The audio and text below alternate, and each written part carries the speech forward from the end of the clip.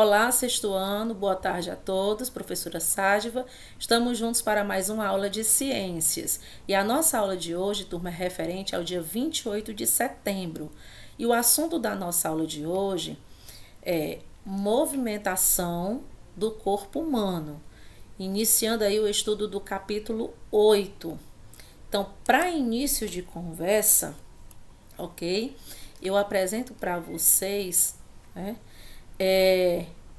O estudo nesse capítulo abordando articulações, cartilagem, abordaremos também o estudo dos músculos e ossos, certo?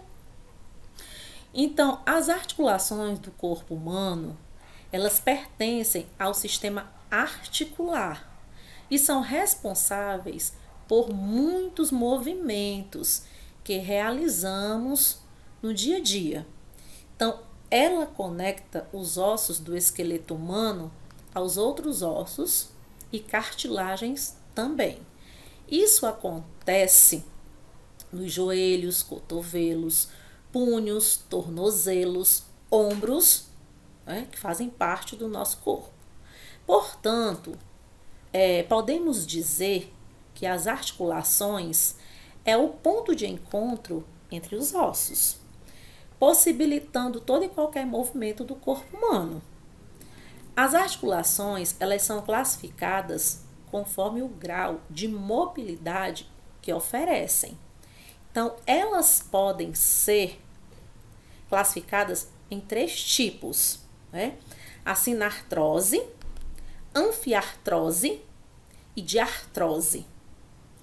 Então, iniciando pela sinartrose, são as articulações fibrosas, localizadas entre um osso e outro, caracterizada por serem inflexíveis. Então, as duas superfícies ósseas, elas são praticamente contínuas, separadas apenas por uma camada de tecido conjuntivo ou cartilaginoso. Exemplo de sinartrose, a articulação do crânio, ok? No caso aí dos dentes também, né, do maxilar, da tíbia, né? Com relação à anfiartrose, são articulações semimóveis, flexíveis e cartilaginosas. Então, elas possuem cartilagens entre os ossos e permitem movimentos, no caso aí, que evitem o desgaste excessivo dos ossos, auxiliando dessa forma, dessa maneira, no deslizamento de uns sobre os outros, a partir dos diferentes movimentos que o corpo costuma a realizar. Exemplo, os ossos do quadril e vértebras. Já a diartrose, certo? São articulações flexíveis e caracterizadas pela presença de bolsas sinoviais, no caso aí, né, que contém um líquido sinovial que evita o desgaste, né, ocasionado pelo atrito. Então, elas localizam-se entre a pele e os ossos. Como exemplo de diartrose, as articulações do ombro, joelhos, né, e cotovelos, ok, turma? Levando em consideração aqui o estudo da cartilagem, né? Então, a cartilagem ou tecido cartilaginoso, como é conhecido popularmente, é um tipo de tecido conjuntivo de consistência rígida, mas flexível e também elástico. Esse tipo de tecido não possui vasos sanguíneos, não apresentam nervos, nem tampouco vasos linfáticos. Por isso, a cartilagem ela é considerada um tecido avascular. Então, o tecido cartilaginoso, ele apresenta uma coloração esbranquiçada ou cinzenta e é encontrada em várias partes do corpo humano, como no nariz, né, na traqueia, na laringe, nas orelhas, cotovelos, joelhos, tornozelos. Então, pelo fato da cartilagem ser um tecido avascular, A nutrição das células cartilaginosas, turma, deixando bem claro para vocês, é realizada por meio de vasos sanguíneos do tecido conjuntivo adjacente. Por esse motivo, o tecido cartilaginoso nosso possui uma lenta capacidade tanto de cicatrização como uma lenta capacidade de regeneração. E as principais funções das cartilagens? Quais são elas? Vou deixar bem claro aqui para vocês algumas, certo? O revestimento das articulações nossas, né? As articulações ósseas é uma função da cartilagem. Também uma outra função da cartilagem, o amortecimento de impactos, né, e atrito aí entre os ossos é uma outra função. O auxílio nos movimentos corporais também é uma função da cartilagem. A sustentação e proteção para algumas partes do corpo é função da cartilagem também, certo? E dentro desse capítulo, vamos abordar também o estudo dos músculos. Então, o corpo humano, ele é formado por centenas de músculos que auxiliam aí nos nossos movimentos. Estabilidade do esqueleto, preenchimento do corpo, né? Uma vez que fazem ligação dos ossos com o sistema nervoso.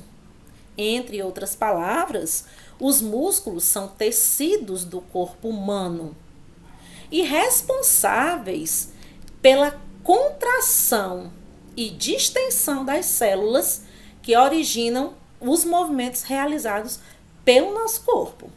Então, a partir disso, a propriedade de contração dos músculos, turma, ocorre aí por meio dos impulsos elétricos emitidos pelo sistema nervoso central através dos nervos, de modo que possibilita a entrada de sódio no músculo, a saída do potássio, a liberação do cálcio, o deslizamento das moléculas proteicas, certo? Miosina e actina, realizando assim o movimento de contração muscular.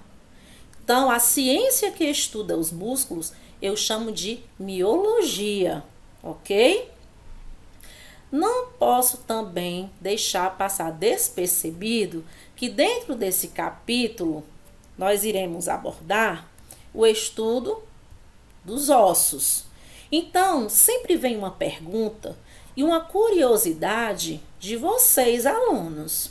Professora, quantos ossos tem o corpo humano? Então, é uma pergunta já das antigas, né?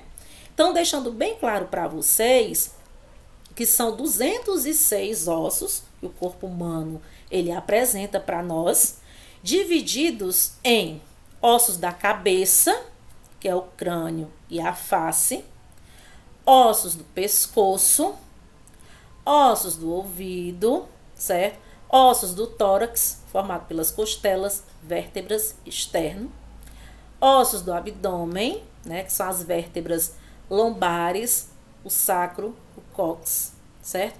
Ossos dos membros inferiores, cintura pélvica, coxa, joelho, perna e pé.